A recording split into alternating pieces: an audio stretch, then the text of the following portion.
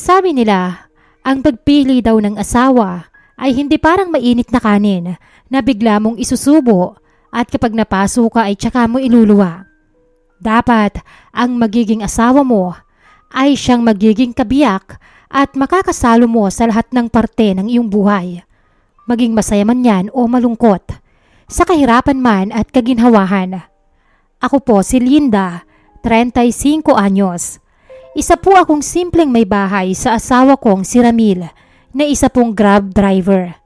At sa dalawa po naming anak na nasa elementarya pa lamang. Simple lang po ang pamumuhay namin. Gaya ng iba ay mas lamang po ang oras na kapos kami. Lalo na ngayon na grabe ang taas ng pagsingil sa kuryente. At napakataas na rin ang mga bilihin lalo pa at magpapasukan naman. Be, baka naman pwede mong dagdagan yung pang-allowance natin. Malapit na yung pasukan oh. Sa susunod na linggo na. Pero tig-5 notebook pa lang ang meron tong mga anak natin. Marami pa akong kailangang bilhin. May mga pinabibili pang envelope at kung ano-ano pa yung teacher nila. Umupo siya sa sofa sa sala at inilagay ko naman ang tinimpla kong kape sa harap ng lamesa. Teka, paanong dadagdagan ko di ba? 1.5 ang binigay ko sa'yo nung nakarang linggo. Agad na nangunot ang noo niya. Oo nga, binigyan mo nga ako ng 1.5 pero nagbayad din ako ng utang natin sa tindahan. Alam mo namang hindi natin pwedeng patagalin yun. Kapag hindi tayo nakabayad agad, hindi na tayo makakautang ulit.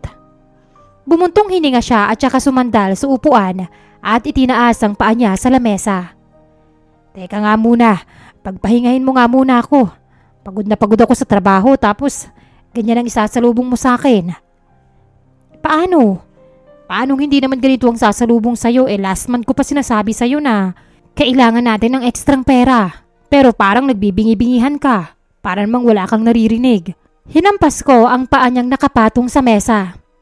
Ibaba mo nga yung paa mo. Nadudumihan ang mantel ng lamesa. Eto na. Namamalo pa pwede namang sabihin ng maayos. Bakit pa po kasi kailangang sabihin kung alam mo namang hindi mo dapat ginagawa? Ay naku Ramil, hindi na tayo natapos-tapos sa problema natin pagdating sa pera. Payagan mo na kasi kung magtrabaho. Nang sa ganun makatulong ako sa'yo. Alam mo naman na hindi kalakihan ang sinasahod mo dyan sa Grab. Kapag mahina pa ang biyahe mo, napakaliit lang talaga ng maiuwi mo. Kung pareho tayo magtatrabaho, di may extra, hindi ba? Matagal ko nang kinukumbinsi si Ramil na payagan akong magtrabaho. Pero isa siya sa mga lalaki na merong mindset na dapat ang asawa nila ay nasa bahay lang.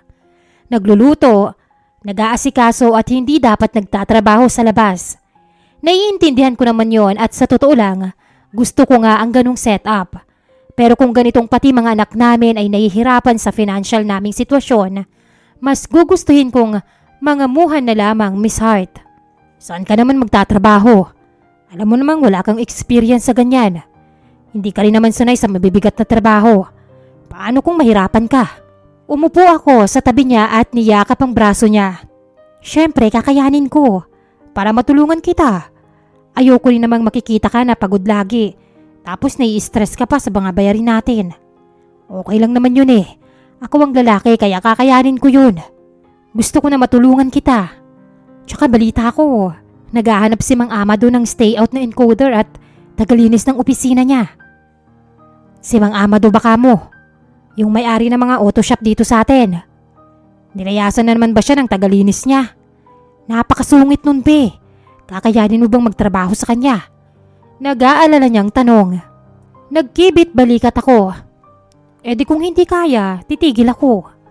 Pero gusto ko munang subukan dahil sayang naman. 10,000 daw kada buwan ang pasahod niya sa pagiging encoder tapos sa pagiging tagalinis. Dito lang naman ako sa bahay mag-encode. Provided din ang laptop kaya wala akong poproblemahin.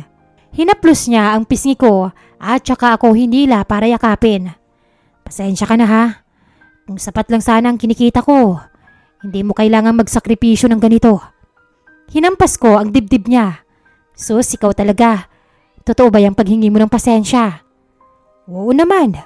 Sige nga. Tara nga sa kwarto. Patunayan mo kung totoo. Kinindat-kindatan ko pa siya. Ikaw ha? Huwag mong ginigising ang dragon. Pagbabanta niya pero ko agad ding tumayo at saka hinila ako papasok. Ayun, bigla siyang ginanahan. Biglang nawala ang pagod mo ha.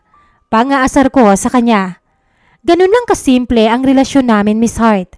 Hindi kami perpekto, pero inaalagaan namin ang isa't isa. At sinisiguro namin na kapag mabigat na ang dahilan ng isa, ay sasaluhin naman ng isa nang sa ganon ay mas gumagaan ang mga problema. Gaya ng napagkasunduan ay nag-apply ako ng trabaho kay Mang Amado. Akala ko siya ang makakaharap ko sa interview, pero yung pinaka-assistant niya ang humarap sa akin. Nasa ibang branch daw kasi siya ng auto shop niya at nag-i-inspeksyon. Mabuti na lang at nakapasa ako at nakuha ang trabaho kaagad. Hindi ko nga akalain na ganun kabilis ang proseso. Pero sabi nung isang tagtatrabaho sa shop, ay ako lang daw kasi ang nag-iisang nag-apply. Dahil na nga rin siguro sa sungit ng matanda at sa nakakatakot niyang reputasyon sa bayan namin. Lumipas ang isang buong araw ng pagtatrabaho ko na hindi nakakaharap si Mang Amado. Laking pasasalamat ko noon nung hindi pa siya bumibisita sa main branch kung saan ako nakadistino. Aaminin ko po na nininervyos talaga ako nung makaharap siya. Mababaw pa naman ang luha ko. Baka kapag sinigawan niya ako ay agad akong maiyak at alisin niya ako sa trabaho. Nang ikalawang araw ko habang busy ako sa pag-aalis ng agyo sa opisina, ay biglang bumukas ang pintuan. Oh, ikaw na ba yung bagong encoder at tagalinis ko? Nakatalikod ako sa kanya noon, Miss Hart. Umakyat ang kilabot sa katawan ko nang marinig ko ang malalim at malaki niyang boses. Kaagad akong bumaba sa pagkakapatong ko sa upuan at humarap sa kanya. Good morning po, sir. Opo, ako nga ho ang bago niyong tagalinis at encoder. Ako po si Linda. Nice to meet you po. Nagbaho pa ako ng bahagya para magbigay galang sa kanya. Good morning rin. Kamusta ka naman dito so far? Lumapit siya sa akin at saka hinila ang upuan niya sa may lamesa at doon pumwesto. Nakaupo siya habang nakatingala sa akin na tila sinusuri ang kabuuan ko. Okay naman po ako dito, sir. Mabait naman po ang mga katrabaho ko. Mabuti naman kung ganon. Nai-explain naman siguro sa iyo ni Alfred ang magiging role mo dito sa trabaho mo, hindi ba? May iba ka pa bang katanungan? Mabilis akong tumango. Opo sir, na-explain naman po lahat. Okay naman po sa akin ang sahod ko at lahat ng mga gawain ko. Wala na po akong ibang tanong. Sa sobrang nervyos ko, ay gusto ko na lang na matapos agad ang usapan namin. Mabuti naman kung ganon. Linda, gusto ko lang nasabihin sa'yo bilang amo mo na huwag kang papasok dito ng hapitang suot na damit o masyadong maikli. Siguro man nabalitaan mo na ang pagiging strikto ko, ano? Wala sa sarili akong napatango. Buti na lang at hindi niya ako pinagalitan. Hindi yun basta chismis lang. Totoong masungit at strikto ako. Ayoko ng lalaking tagalinis dahil hindi ako komporme sa trabaho nila. Pero ang magiging problema sa mga babae kong tagalinis, pinag-aaway-awayan ng mga trabahador ko sa labas. Aware ka naman na ikaw lang ang mag-isang babae rito sa shop ko, hindi ba? Opo sir. Kaya ayokong pagmumulan ka ng kahit na anong pag-aaway ng mga trabahador dito. Gawin mo lang ang trabaho mo at yun lang. Wala nang iba. Masyado ka pa namang maganda. Paniguradong mapapansin at mapapansin ka nila. Ramdam ko ang pumumula ng mga pisngi ko nung sabihin niya yon. Hindi ko na rin kasi alam kung gaano katagal na huli kong narinig ang mga salitang yon galing sa isang lalaki. Strikto at intimidating si Mang Amado. Pero pansin ko na palagi ang pakikipagbiruan niya sa mga trabahador niya liban sa akin. Pero sa kabilang banda naman ay palagi niya akong dinadalhan ng pagkain, mga merienda at lagi niya akong kinakamusta kung okay lang ako. Mabilis lang ang trabaho ko sa kanya dahil pupunta ako sa umaga para maglinis at babalik sa hapon para maglinis ulit. Pero nang malaman niya na hirap akong mag-encode sa bahay dahil sa hina ng internet, ay hinahayaan niyang mag-stay ako sa mismong opisina niya para makapagtrabaho. Doon na nga kami mas naging malapit sa isa't isa, Miss Hart. Nalaman ko na bata pa raw ito ng mabiyudo. At simula noon ay mas pinili niya na mag-focus sa pagbibusiness para maiahon ang pamilya sa kahirapan. Nakakabilib siya, Miss Hart. Madisiplina sa sarili at madiskarte sa pera. Bukod pa doon, kahit na 61 years old na siya, ay hindi mahahalata sa tindig niya. Magaling pumorma, laging mabango at malakas ang apil ni Mang Amado. Palaging nakapantalon at plain na t-shirt na sinamahan pa ng ginto niyang relo na halatang mamahalin. Simple lang pero napakalinis at napakabango. Isang katangian na hindi malimit makita sa mga lalaki. Linda, busy ka pa ba? Tanong ng amo ko habang nakaupo ako sa upuan niya sa may opisina. Patapos na ho ako rito. May kailangan ho ba kayo? Pwede ko naman hong unahin. Oo, meron sana tayong pupuntahan. Pero unahin mo na muna yan. Tapusin mo dahil baka magtagal tayo doon. Oo, sige ho. Kahit medyo naguguluhan ay sumunod na lang ako. Lalo pa at kapag may ekstrang pinapagawa sa akin si Mang Amado, ay binibigyan niya rin ako ng ekstrang bayad. Sino ba naman ang makakatanggi doon, hindi ba?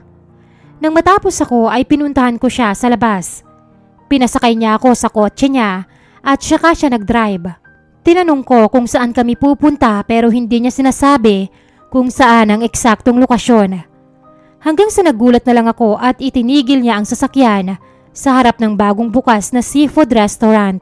Teka ho, bakit tayo nandito? Naguguluhan kong tanong. Hindi ba sabi mo namimiss mo na ang seafood? Kasi nung nasa Visayas pa kayo ng mga magulang mo, sagana kayo sa mga ganyan. Kaya heto, magpakasawa ka ngayon. Naku, wala ho akong pambayad dito. Mahal pa naman ang seafoods dito sa Luzon. Ano ka ba? Hindi ba ako ang nagyaya? Kaya ako ang bahala sa'yo basta ang gusto ko mag-enjoy ka lang. Para akong bata na hindi maalis ang ngiti sa mga labi habang papasok kami sa restaurant. Hanggang sa ma-serve ang mga seafoods ay napakalaki ng ngiti ko, Miss Hart. Ano, nag-enjoy ka ba? Tanong niya habang ipinagbabalat ako ng hipon. Opo, sobra. Akala ko kasi hindi ko na mararanasan ulit ito eh. Sayang wala dito ang mga anak ko. Gusto ko rin sana na iparanas sa kanila to eh. Napangiti siya at nagulat ako nung hinaplos niya ang buhok ko. Nakakatuwa ka talaga. Mahal na mahal mo ang mga anak mo. Siyempre po, wala naman pong ibang magmamahal kundi ako lang. Hindi ko na alam kung ano pa ang sunod kong sasabihin, Miss Hart. Totoo pala yung sinasabi nila na slow motion. Akala ko noon sa mga drama lang yun. Yung exaggerated ang eksena para lalong kiligin ang mga manunood. Pero nangyari po yun sa akin. At ang pinaka-weirdong parte, kay Mang Amado pa na halos kalahati lang ng edad niya, ang edad ko. Gaya nga ng sabi niya ay nagpa-take out siya ng 2 kilong seafoods at sinubukan ko pang tanggihan yon. Dahil napakamahal lalo at luto na at may kasama pang mga sauce. Pero siya ang nagpumilit, Miss Hart. Simula po nung araw na yon, nag-iba ang tingin ko sa amo ko. Hindi ko siya nakikita bilang amo o bilang matanda. Ang palagi ko lang nakikita ay ang pagiging gwapo niya, pagiging maalagain at ang pagiging mapagbigay niya sa akin. Weirdo mang pakinggan, pero sadya kong inaagahan ang pagpunta sa trabaho para masulit ang oras na kasama siya. Sa tuwing papasok siya sa opisina, ay sumasalubong sa akin ang amoy ng pabango niyang lalong nagpapalakas ng tibok ng puso ko.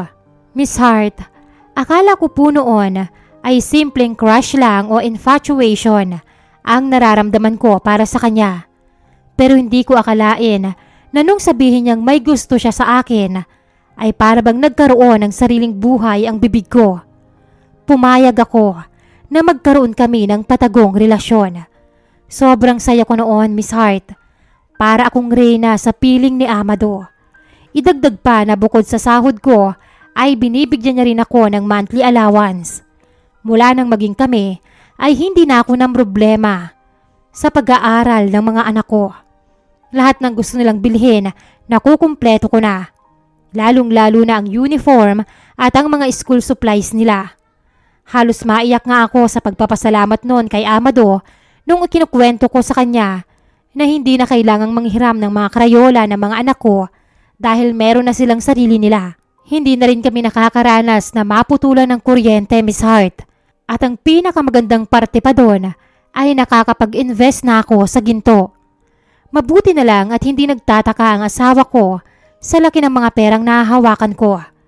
Kahit na nagtataksil kasi ko sa kanya, Miss Hart, hindi ko pa rin naman pinababayaan ang mga pangangailangan namin sa bahay.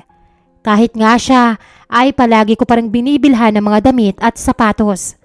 Kapag nagtatanong siya, sinasabi ko lang na malakas magbigay ng bonus si Amado dahil satisfied siya sa resulta ng mga trabaho ko. Kinakagat niya naman ang mga paliwanag ko.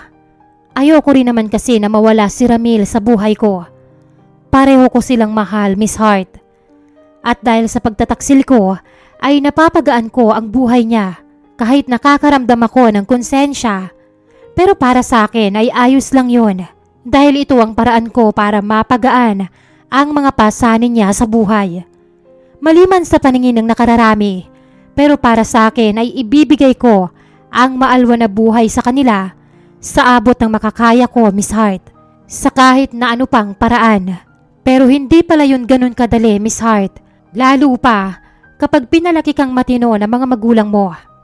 Kahit gaano pa pala kasaya ang buhay na meron ka, ay hindi ka naman nito patutulugin gabi-gabi. Binabagabag ako nito at naiisip ko pa lang na masasaktan ko si Ramil ay parang nalulusaw na ang lahat ng buto ko. Hanggang sa isang araw ay gumising na lang ako na hindi ko na kayang itago ang lahat. Kailangan niyang malaman ang mga kalokohang ginawa ko. At kung ang ibig sabihin man noon ay ang pag-iwan ko kay Amado, tatanggapin ko na, Miss Hart. Kahit na masasaktan ako kapag nagkalayo kami, dahil alam ko sa sarili ko na mas masasaktan ako kapag si Ramil ang nawala sa akin. Mas gusto kong maghirap na kasama si Ramil kaysa mawala siya sa buhay ko. Napagpasyahan ko nang sabihin sa kanya ang lahat. Mabuti na lang at hindi nagpakita sa opisina si Amado ng araw na yon. Alam ko kasing lalo akong mahihirapang bumitaw sa relasyon naming dalawa kung makikita ko siya bago ko kausapin ang aking asawa. Maaga akong umuwi sa bahay namin para maghanda ng makakain.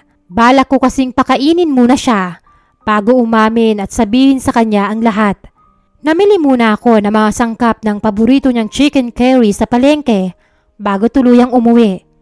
Pagdating ko sa bahay ay nangunot ang noo ko nang makita na naroon ang kotse na ipinamamasada ng asawa ko. At sa gilid noon ay nakaparada din ang motorsiklo ni Amado. Kaagad na nangunot ang noo ko.